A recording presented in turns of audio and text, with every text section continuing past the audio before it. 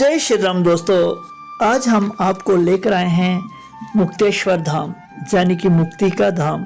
ये धाम पठानकोट से लगभग 22 किलोमीटर की दूरी पर है और रावी नदी के किनारे पर बना हुआ है। इस धाम की ऊंचाई जो है वो रावी नदी से लगभग 401 मीटर है। ये धाम आज से 5500 साल पहले बनाया गया था। माना जाता है कि यहाँ पर पांडवों ने महाभारत काल में अज्ञातवास जो था अपना 1 वर्ष तक काटा था और अपने रहने के लिए उन्होंने यहाँ इन कंदराओं का निर्माण किया। यह भी माना जाता है कि अर्जुन जी ने अपने बाणों से इन गुफाओं का निर्माण किया था। आज भी आप अर्जुन जी के बाणों के चिन्ह जो हैं, निशान जो हैं, इन गुफाओं पर देख सकते हैं। अब हम जा रहे हैं शिवलिंग के दर्शन करने, जो कि पांडवों द्वारा निर्मित है। इस शिवलिंग की खास बात ये है कि इसमें कहते हैं कि आज भी वो नसें जो हैं वो इंसान की तरह इस शिवलिंग में देखी जा सकती हैं। तो अब हम जा रहे हैं मंदिर के अंदर और ये अंदर मंदिर के शिवलिंग स्थापित किया गया है और अब हम आपको दर्शन करवाएंगे उस शिवलिंग के और उसके बाद हम जहाँ के मंत्र से अब बात करेंगे और आपको सुनवाएंगे। पहले हम दर्शन कर लेते हैं शिवलिंग जी के। ये सामने बैठे हैं महात्मा जी और अब हम मंदिर में जो शिवलिंग है उसे दिखाने जा रहे हैं। ये है शिवलिंग जो कि बहुत प्राचीन है, पांडव काल मतलब महाभारत काल से यहाँ पर ये निर्मित है। बहुत ही सुंदर शिवलिंग ये आप देख सकते हैं। पूरा मुक्तेश्वर धाम देखने के लिए इस वीडियो को अंत तक जरूर देखें।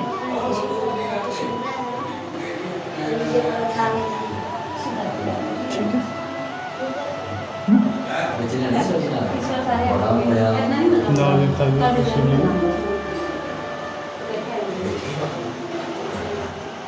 कहते हैं भगवान भोले जी ने यहाँ पर पांडवों को साक्षात दर्शन दिए थे और विजयी होने का वरदान दिया था।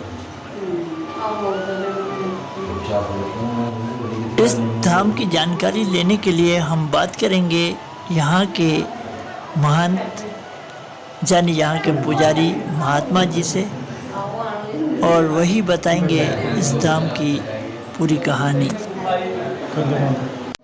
तो ये है मुक्तेश्वर धाम और ये यहाँ के महंत हैं और इनसे बात करते हैं। तो महंत जी बताइए अपने इस मुक्तेश्वर धाम की स्टोरी लोगों को और अपना नाम। ये जो मैं यहाँ का महंत तिवारी बाबा जी मुक्तेश्वर धाम का, ऐसे हमारे अखाड़े का तो नाम कोई नहीं जानता है, तिवारी बाबा के नाम से ही मैं मशहूर हूँ।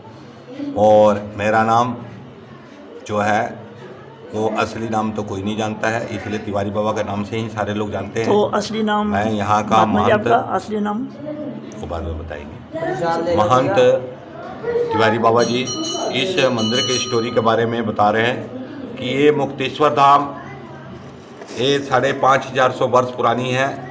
ये द्वापर में पांडवों ने वनवास के लास्ट पीरियड में बनाया था। इसको छोटा हरिद्वार के नाम से जाना जाता है। यहाँ पर हमारे लिए 6 महीने पांडवों की एक रात थी, हमारे हिसाब से 3 महीने, उनके हिसाब से आधी रात। अगर पूरी रात लगनी थी तो ये बड़ा हरिद्वार बनना था, ये छोटा हरिद्वार के नाम से विख्यात है। अभी हम जहाँ बैठे हुए हैं ये धर्मराज का धूना है, ये द्रौपदी मैया की रसोई है और बाहर 2 गुफाएं हैं, एक अर्जुन की एक भीमसेन की और नकुल सहदेव वाली जो गुफा है वो दब चुकी है। 5 भाइयों की 5 गुफाएं थी। यहाँ पर भगवान शिव की जागृति की पांडवों ने और भगवान शिव ने उनको दर्शन दिया और विजयी होने का वरदान दिया।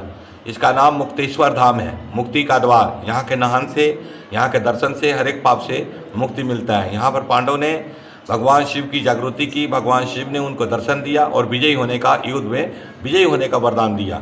यहाँ पर पांडवों की मानता है कि जो 3 अमावस का नहान करेगा उसे 1 हरिद्वार का नहान प्राप्त होगा।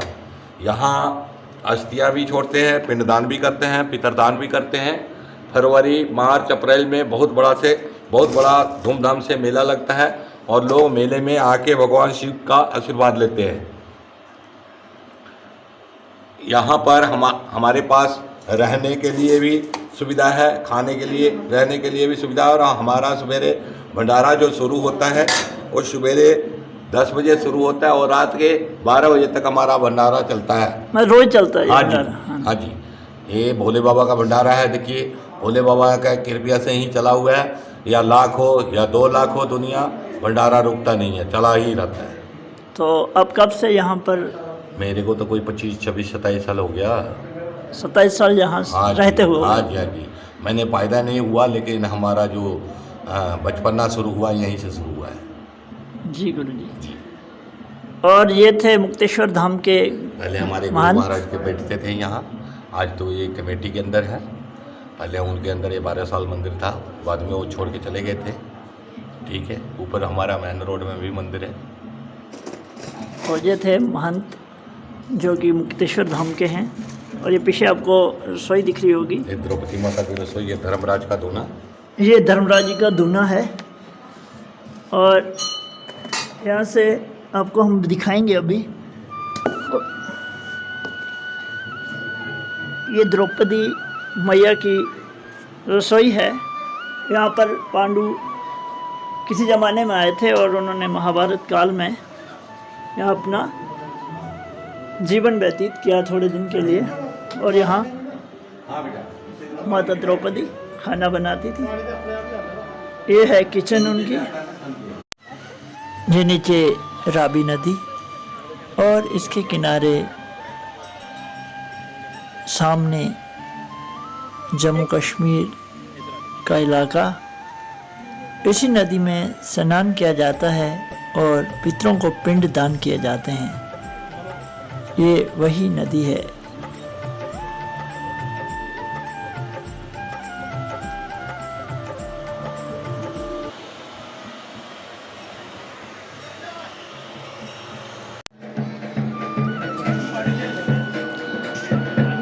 ये है पांडव ध्यान कक्ष और यहाँ इसकी एंट्री है यहाँ से।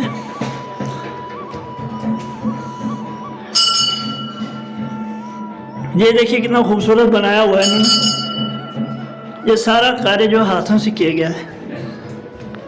उस जमाने में कोई भी यंत्र या मशीन नहीं हुआ करती थी। तो ये है ध्यान कक्ष। यहाँ पर पांडव आराधना किया करते थे और भगवान का ध्यान किया करते थे।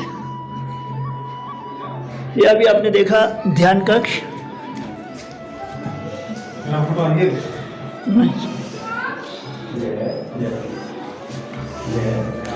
थोड़ा सा पहाड़ी का लग। यहाँ से आप पूरा नज़ारा देख सकते हैं। ये सामने रावी नदी है। इसी के किनारे ये है मुक्तेश्वर धाम जो कि पांडवों द्वारा बनाया गया है।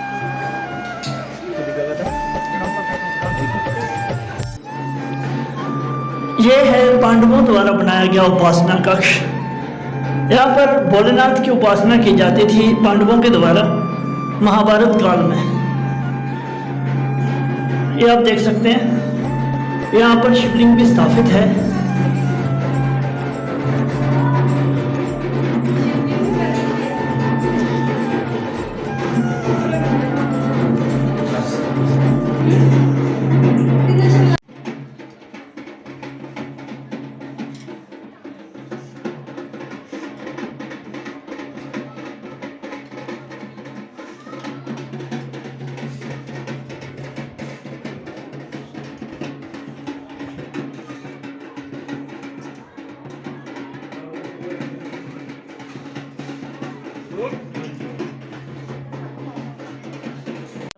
ये सीढ़ियाँ ऊपर पांडव उपासना कक्ष की तरफ जाती हुई, जो कि हमने अभी आपको उपासना कक्ष बताया था, उसकी सीढ़ियाँ जो नीचे से ऊपर की ओर जा रही हैं। ये वो स्थान है यहाँ पर लंगर बनाया जाता है और डिस्ट्रीब्यूट किया जाता है, बांटा जाता है भक्तों में।